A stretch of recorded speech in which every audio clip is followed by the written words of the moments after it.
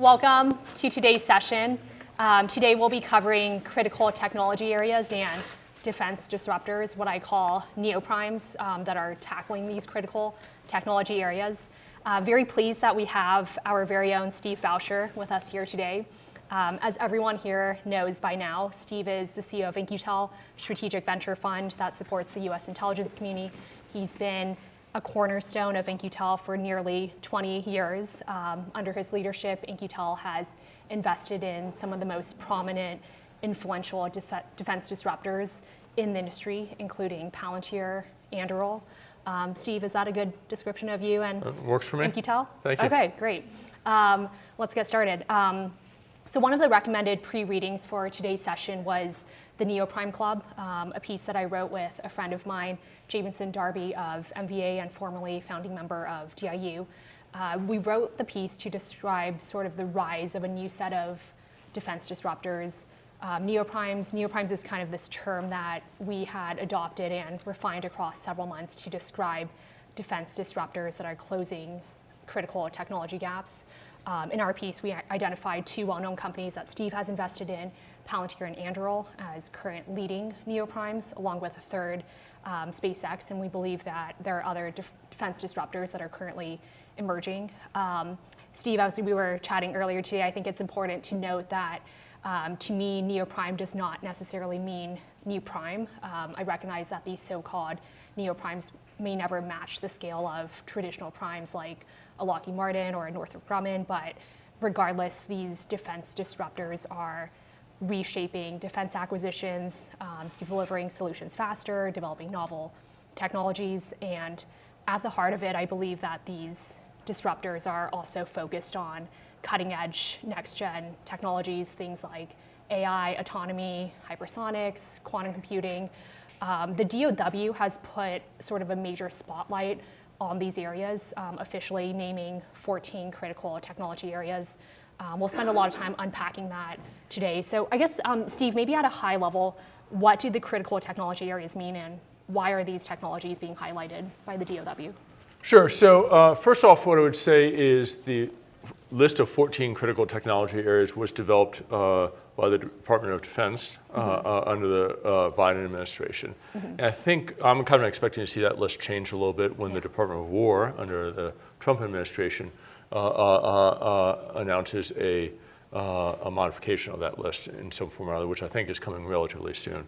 The 14 ones that were under the Biden administration are a pretty exhaustive list, but one could argue that's too broad. It's basically everything under the sun falls under one of those 14 categories. And so as a guide, as a guiding document, if you will, to where should the U.S. be investing from a research and development perspective, where should interested private investors who want to invest in technologies of interest to the department be investing in, I'm not sure if it's all that useful because it is so broad. We think it will be consolidated, and we consolidate into a handful of key things that I wrote down here. AI is one, and again, AI is pretty broad, so we're not exactly narrowing the path completely. Quantum sciences is a second. Nuclear energy is a third, and I'd point out a couple of different things. Obviously, if you pay any attention to the AI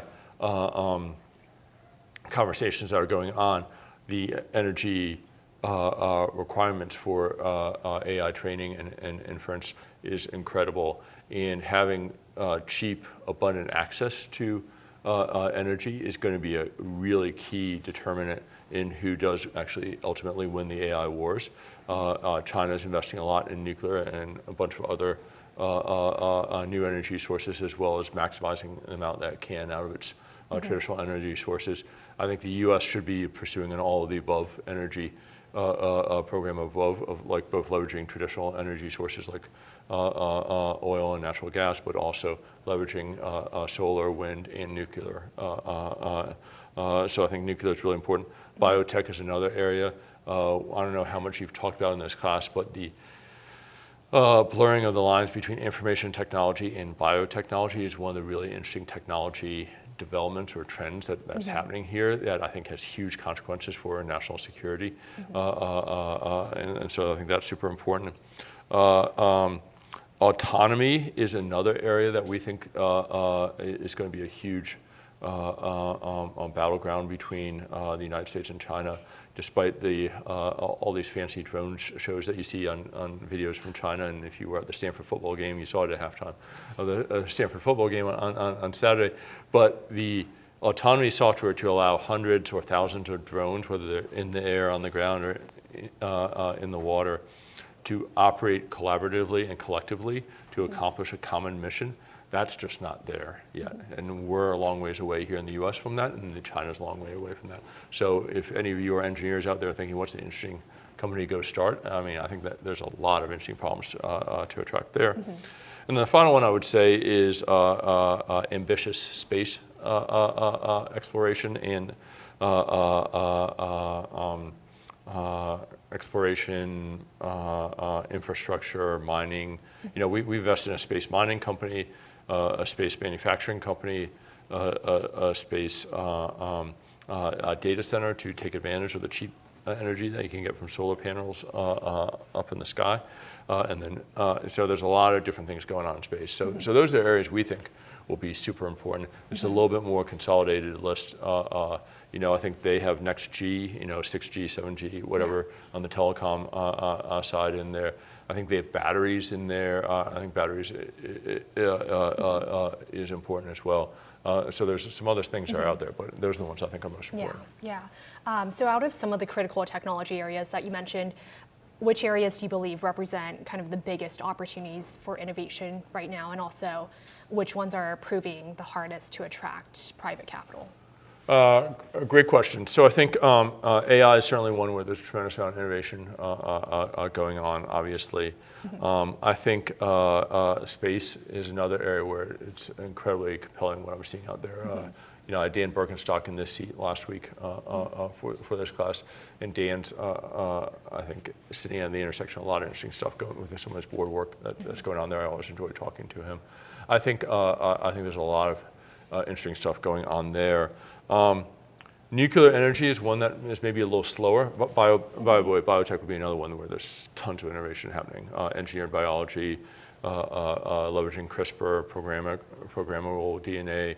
I think there's fascinating stuff going on there. But nuclear energy is one that there's actually less innovation going on than maybe I'd like to see, particularly here in the United States. Quantum. Gosh, quantum's something we've invested in for a long time, and you know, we hope that it's getting closer. It's kind of sort of hard to tell exactly where that stands. Quantum and nuclear, though, would be maybe two areas that we're I don't know that we're seeing enough innovation happening in. Maybe we could spend a little bit of time talking about the common sort of valley of death challenge, where the U.S. government is investing heavily to bridge sort of this gap between R&D and production. What do you think is working, and what still needs to be fixed in order to get technologies from kind of promising startups to actual fielded capabilities? Sure, and maybe to illustrate the challenge, I'll also start with maybe an example from the commercial world to show sort of what would be nice to be like versus what the reality is in the government world. So. I don't know how much time you spend talking about the venture capital model in this class here, so I apologize if I'm repeating anything you've heard from other people. But you look at the venture capital industry over the last quarter century, the last 25 years or so.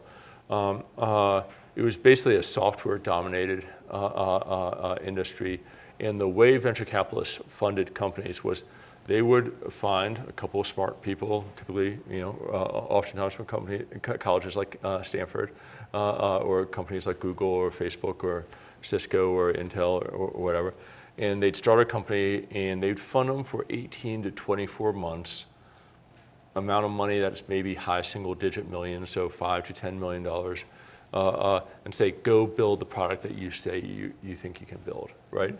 And they would hire a development team of maybe 15 to 20 developers, and they go out and they build a product, and you know, maybe some things would take a little longer and more money, some would take a little less and less money, but that would be sort of the scale of that quote unquote initial investment. Then the team would come back and say, you know, we're about to finish it, finish it would be defined as we have one customer using it to solve the business problem we set out to solve. And then they say, we want to raise another set of money to now prove that there's a market. So if the first phase of money is build the product, the second phase is prove that the market cares about what you build.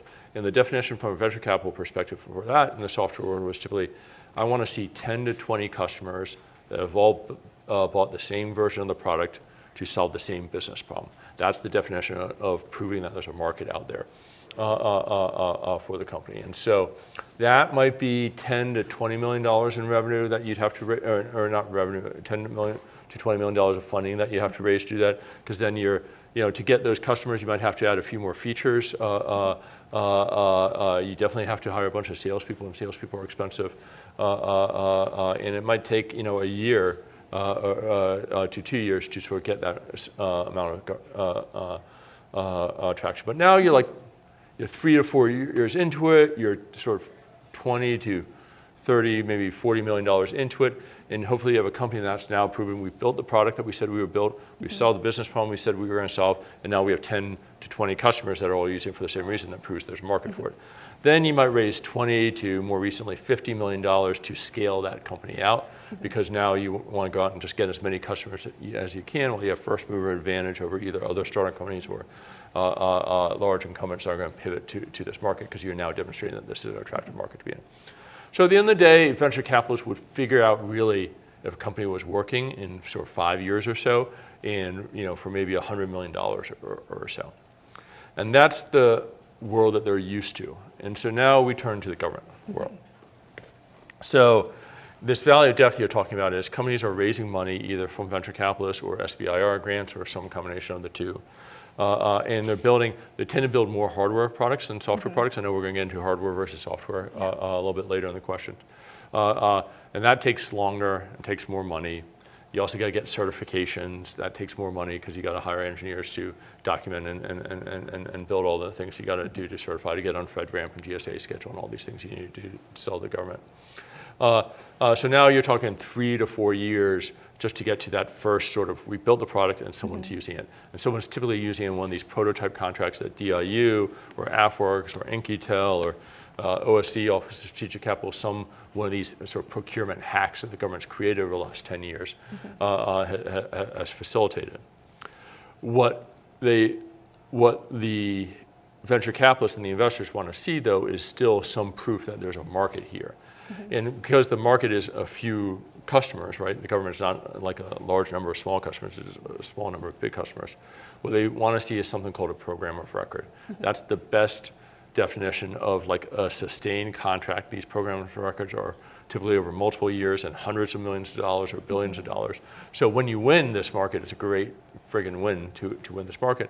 But that's another 3 to 5 years from that prototype thing. So now all of a sudden you're looking at like 7 to 10 years to sort of demonstrate that there's a market, and hundreds of millions of dollars of investment to demonstrate. And that sort of valley of death, if you will, that long gap between I've funded this company, I got a team, I got like some interest from the government, to I've actually proven that there's a sustainable market where I'm going to get recurring revenue and it's predictable and we can scale it, is where a lot of companies fail. A lot of companies get that initial prototype thing and don't convert to the program of record, and that's where the venture capitalists can lose more money than they're typically used to losing at that stage, because there's so much more upfront cost and so much upfront time that you have to invest there. Yeah. Maybe you mentioned briefly the software versus hardware piece. So I do think that many of these sort of new Neoprime defense disruptors are characterized by some sort of software first approach. As part of the Neoprime Club piece, I analyzed PSC codes, product service codes, and the analysis showed that these new Neoprimes are concentrated in IT and software, while traditional primes focus more on hardware like airframe components or rotor blades. Is the future of defense software driven, or will we always need sort of the more traditional hardware expertise? I think it's going to be a mix, but I think what you're going to see, and one of the big differences is even the hardware platforms that are being built, whether that's fighter jets or aircraft carriers or anything else like that, they all run on so much more software than was done before. And just think about it in your personal life, right? If you're driving a car these days, it's really a big giant computer with some wheels and some framing around it. That wasn't the case, in the traditional government contracting world. The government, though, the department, I should say, is still more comfortable purchasing hardware than software. They have a lot more experience doing that. They have a lot more comfort in how to price and pay for it. And they have this sense that software should be free, when software, as we know, is not free. And so there's this disconnect oftentimes from the government trying to buy software. And so Andrew would argue that it started out thinking about software, but realized that it was easier to sell hardware to the government. So they built a bunch of hardware products that were basically boxes of some sort built around a whole bunch of software brains they were putting into it. There's actually a commission that was I don't know what it was called, it was a commissioner, I guess, by the Atlantic Council called Software Defined Modern Warfare, which produced a report that sort of describes this movement of weapon systems and platforms and everything from being sort of hardware defined with some chips and some metal and a radio, and then not a whole lot of brains to it, to software defined with all the software brains embedded in the actual platforms here. And it's the fundamental way conflict is moving. And that's when there's ever a huge disruptive technology trend like that, it's very disruptive to the traditional incumbents, which are the primes in your thing. So it seemed natural that the newer companies would want to start from a software basis because they could see that's the future, that's where it's going. And it's also something that they're very good at and the traditional primes aren't very good at, rather than compete with them head on the hardware side.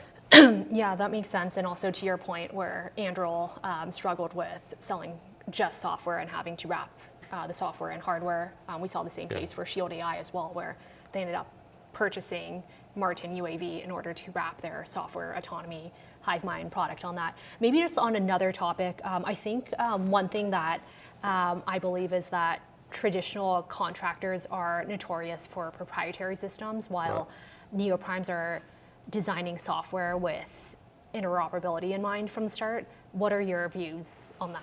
Yeah, I mean, the Defense Department used to have this attitude of, we are unique, we are different, we have to have something special built for us. And so the big contractors over the years developed a huge services business inside each one of them, where they would build custom products for the Department of Defense. Department of Defense got comfortable purchasing those products on what's called a time and materials basis. So the contractor would say, it's going to cost me this long, and it's going to take me this long to build it. I'm going to have to hire this many engineers. Here's what I pay them. Here's the amount of margin I'm going to put on top of them. You can see it, you can audit it, and they come to some sort of agreement with the Defense Department about what is the appropriate margin to be charged, and everyone was really happy. The problem is building custom solutions. One, they never interoperate with each other, which is a huge problem. Two, they always take too long and too much money, and you don't get the economies of scale. You don't get the learnings from building something over and over again. And so we, a long time ago, started trying to espouse the idea of, rather than buy custom, they should buy commercial. And I would say this administration has embraced that in a way that I don't think any of us ever thought an administration would. And so you've seen executive orders from President Trump, some version of an executive order, I'm not sure what the right terminology is, from Secretary Hegseth, and others who are saying buy commercial first is the new mantra of the Defense Department or the Department of War these days, and even the first priority of the U.S. government overall, which is good, I think, for the country, good for the department, and good for the companies that we're all investing in. So another thing you had mentioned earlier is just AI. Everything's AI these days, and I do think AI and ML is creating a flywheel effect across other technologies. I don't know if you agree or disagree with that, but can you perhaps, assuming you agree, share an example where an AI capability you invested in, In-Q-Tel invested in, unlocked progress in another critical technology area? Yep, sure. So before I get to the example, though, I'll speak to your first point. So everyone likes to talk about AI companies here and there. It actually reminds me, I'm old in case you haven't figured it out, of the internet in the late 90s, where there were internet companies and there were non-internet companies. And a great example of that was Amazon was the internet retailer, right? Right, and the incumbent that it was threatening was Walmart, which was perceived to be not a technology company, but Amazon was perceived to be the internet company.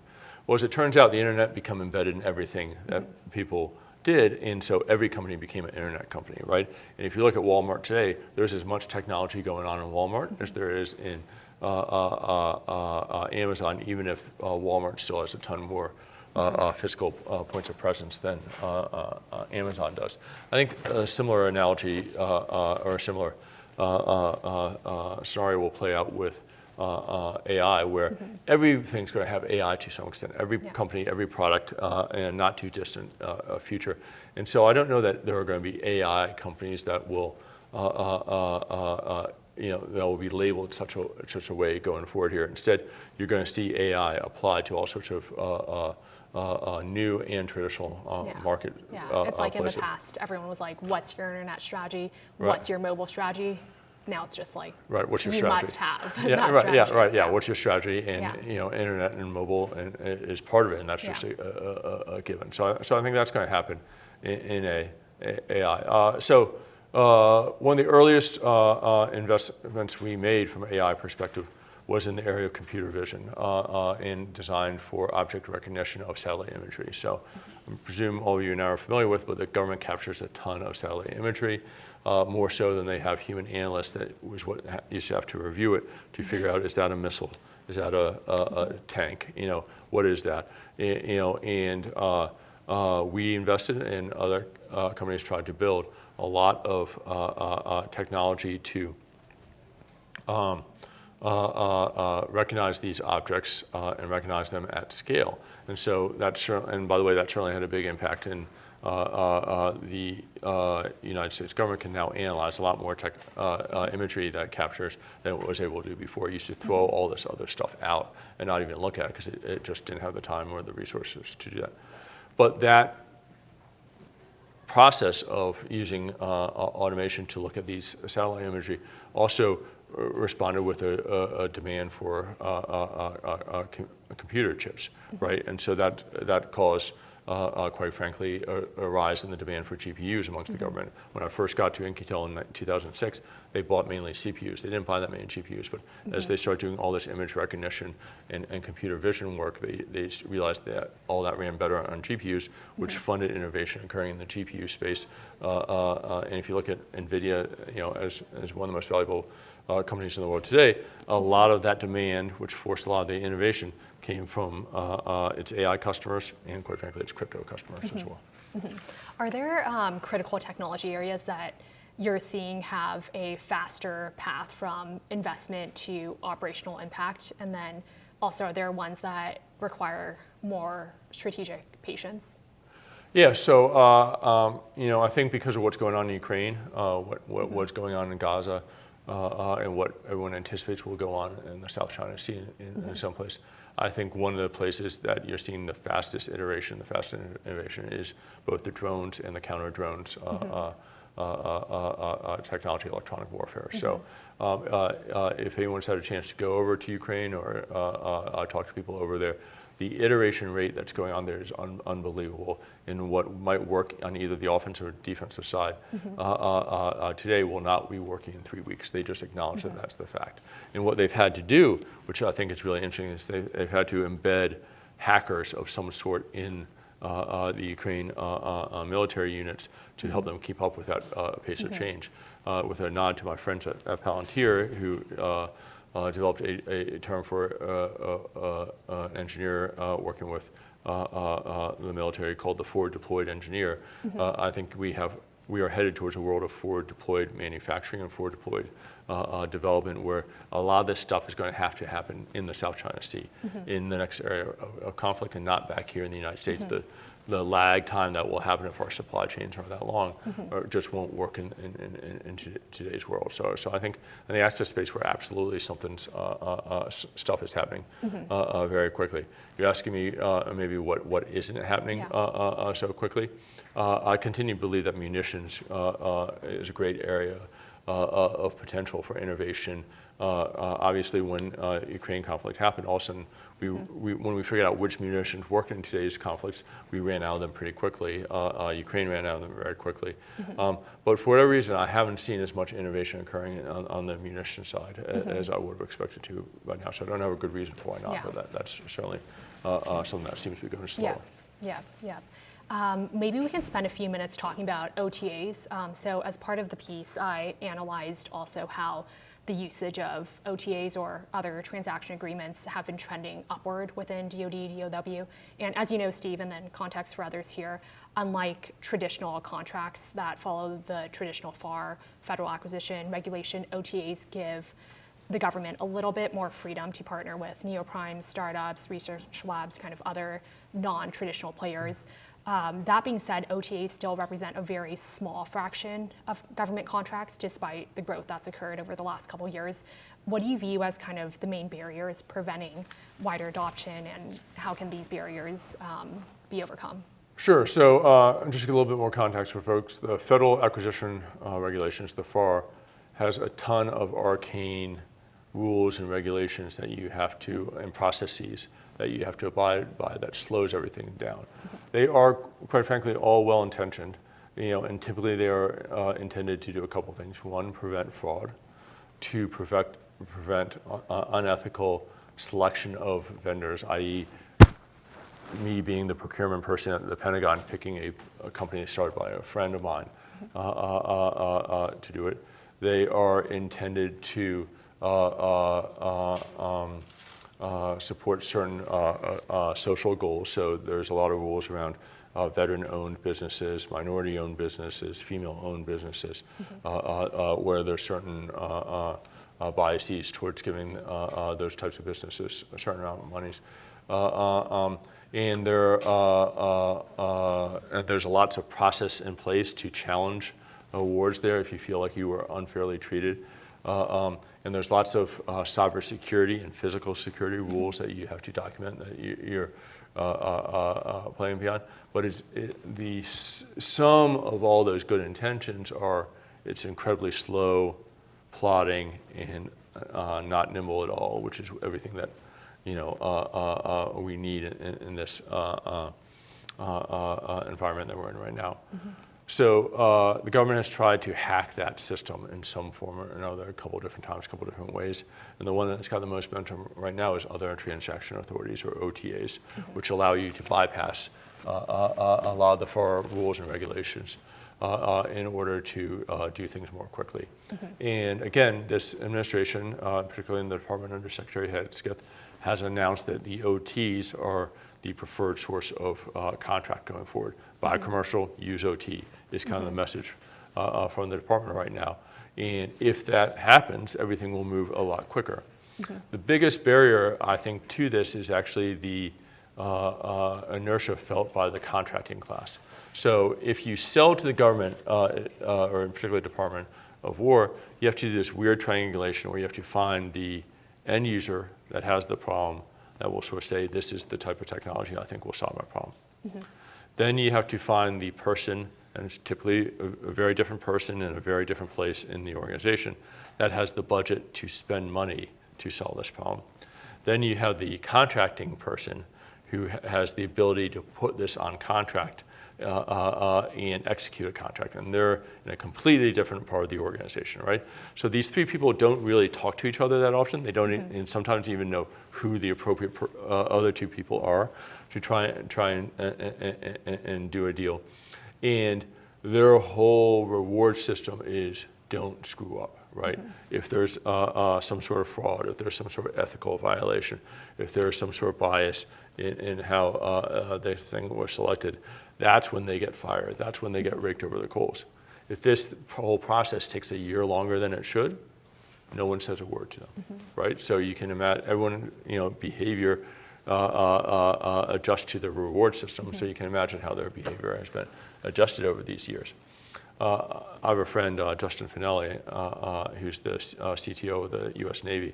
He wants to bring all the contracting officers into one room for a couple days and detrain them. He says they have to learn that the way they've always done business, they have to forget all about that, and they have to find a new way. They have to be trained in a new way to how to do that.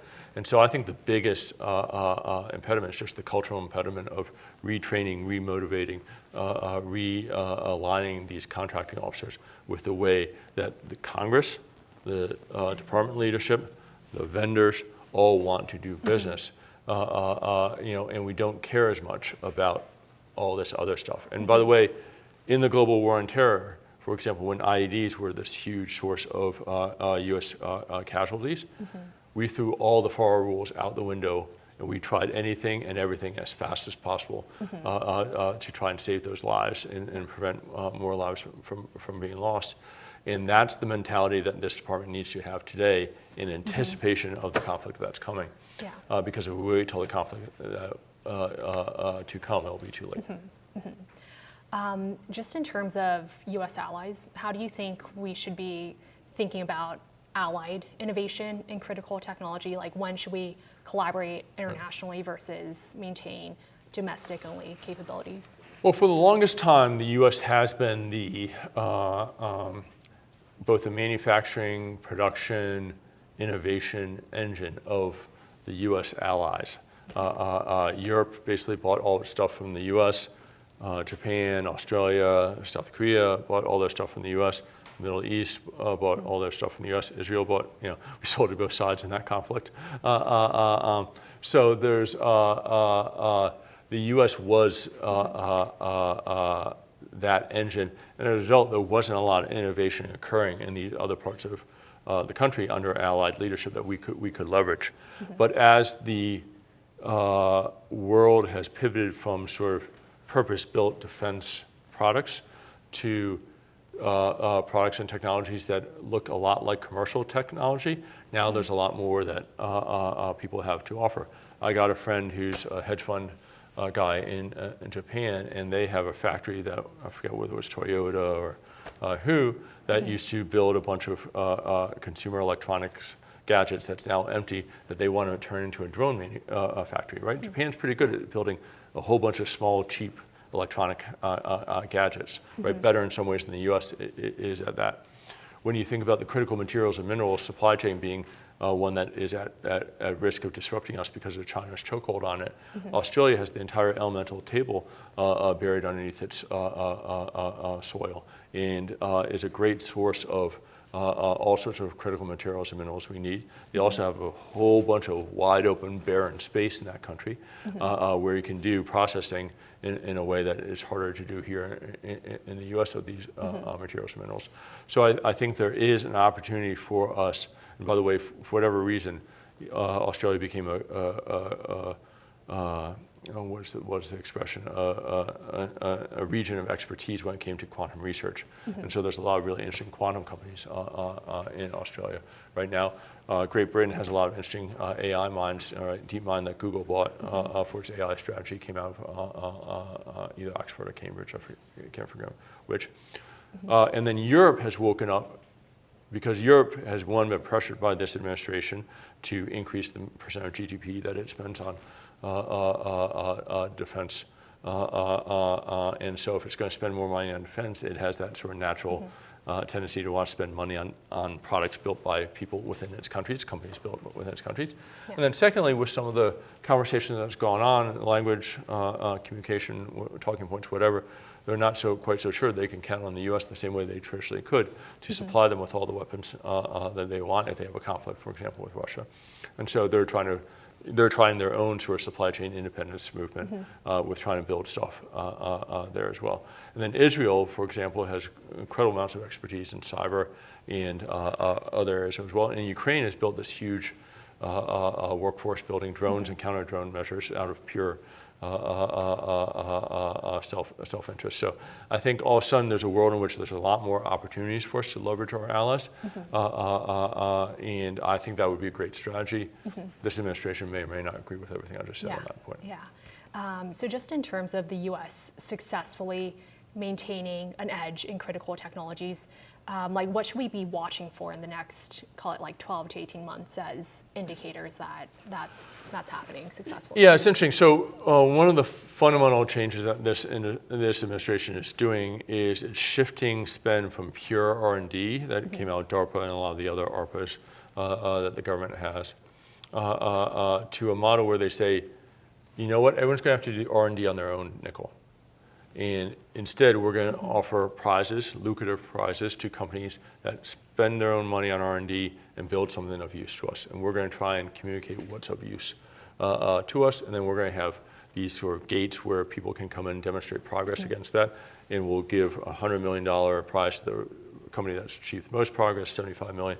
And that prize is kind of just free money for them to continue to build, right? It's the reward for having spent maybe a couple $100 million to build it. Golden Dome is the best example of this. If you guys aren't tracking, Golden Dome is a huge initiative announced by President Trump, supported by Secretary Hegseth, around building a sort of next generation missile defense system, if you will, that's more than missile defense around the United States. And so we have multiple companies in our portfolio that are participating in this. It suits the venture capital business well, or the venture capital ecosystem well, because our companies are used to getting money for their R&D from other places, venture capitalists in particular, building against a potential thesis of what the market's going to want, and having a winner-take-all sort of environment where only there might be 10 companies trying to pursue this, only 2 or 3 will ultimately get enough contracts and revenue to be successful. So it suits them very well. It does not suit the primes very well because it's antithetical to the way they built, which is they never invested anything without a contract with the government and a time and materials based contract where they were assured of margin to go do that. So I think it's one of the fundamental changes happening right now in this space, and it's going to be really interesting to see how it all plays out. Okay, well, final question for me, like what are you most optimistic about with regards to American innovation, and what still keeps you up at night? Look, I just think fundamentally we have built a system, perhaps by design, perhaps by luck, that is the most innovation-friendly economic system in the world, right? You know, where else can a small number of young people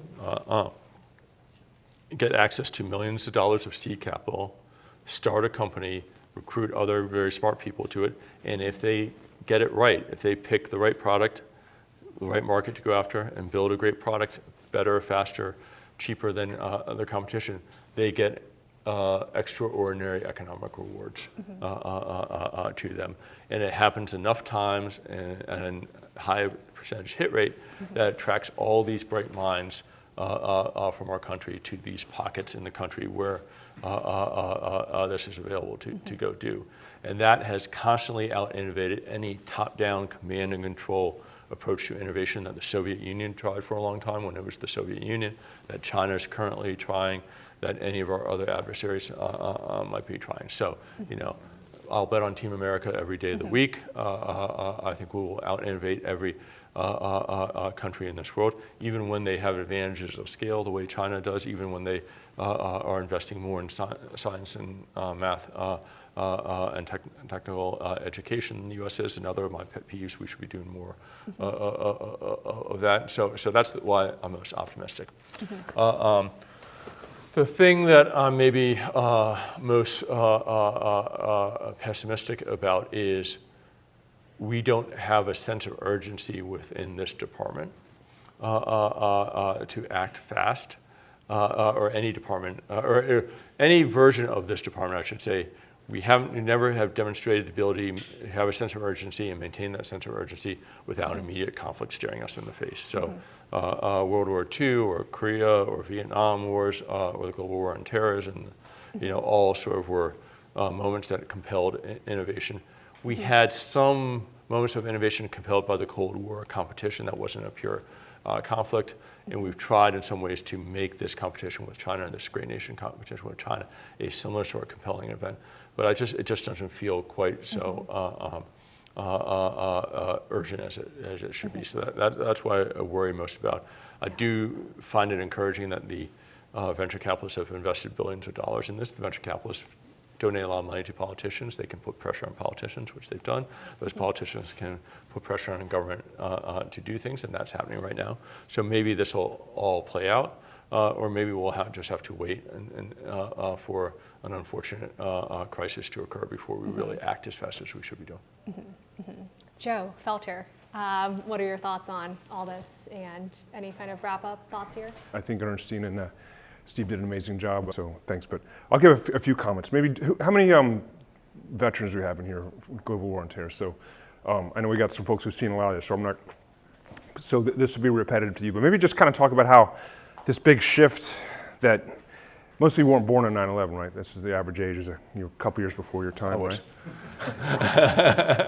Well, that's a big deal, but that really kind of ushered in a whole different way of, this is going to be a defense-focused wrap-up, of fighting. Basically, the threats we were facing for literally 20 years in this war on terror were very different. It was literally population-centric counterinsurgency, largely in Iraq and Afghanistan, with a lot of very discrete targeted missions to get high-value targets, which some folks in here were part of.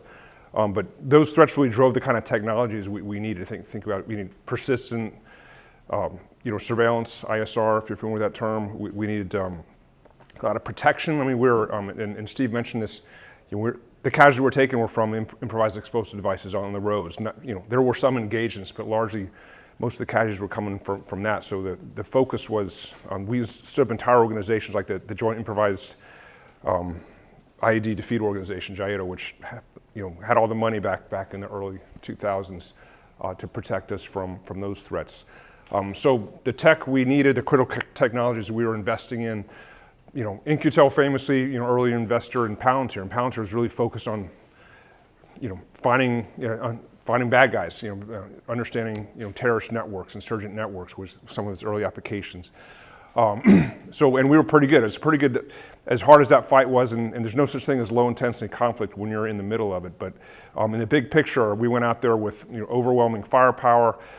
We had air support, uncontested air support. I mean, we were very, some of you were in these kind of units, and I was briefly, although I was getting a little long in the tooth, but did go on some of these missions where you'd have overwhelming firepower at the end of your radio, and that was just expected. You have persistent surveillance. You knew your target. You could look at it. We called it, this is crass, we called it kill TV, where it was playing in the headquarters. You just see the target all the time until something was done about it. Then things changed. Think about, it's basically back to the future with the type of fight we're seeing and what's, great power competition, if you will. I mean, strategic rivalry. Now we're back to fighting, I wouldn't say near peer, but militaries that are technologically advanced. We actually have to focus not on overwhelming dominance, but deterrence. And this is kind of, back to the traditional steady state of what militaries had to contend with. So that's really the critical technologies we're going to need now. It's back to, we are fighting in contested domains. So we're fighting in cyber, we're fighting in space, we're fighting, all domain conflicts. So everything's open, and now we're going to need the autonomy, autonomous systems, ISR. Think of basically every technology you can think of is now back in play, and there's no, we're being contested. And Steve, I want to pick up on something you said. It's, the need to do this faster, and we. Traditionally, I say we, United States, it took Pearl Harbor, for example, for us to kind of get our act together and realize that maybe battleships weren't the way to go and shift to a different type of fighting. We needed these big dramatic events to mobilize. So I hope, and we have anyone going to serve or has served, I have 2 kids serving now. Let's hope it's not going to take a bunch of dead Americans to have this wake-up call and increase a sense of urgency. Let's hope we can learn from several 100,000 dead Russians in Ukraine that, hey, this is the new way of fighting. These are the types of technologies we need to develop, adopt and deploy at speed and scale, and not wait till we have 5,000 dead sailors in the Taiwan Strait when we get an aircraft carrier sunk. So the critical technology we need, certainly in defense and national security, can be driven by the threat. But the threats are out there. We see them. It's playing out in real time, like in Ukraine. Let's hope that we can learn now, and folks like In-Q-Tel and others, and you all get in.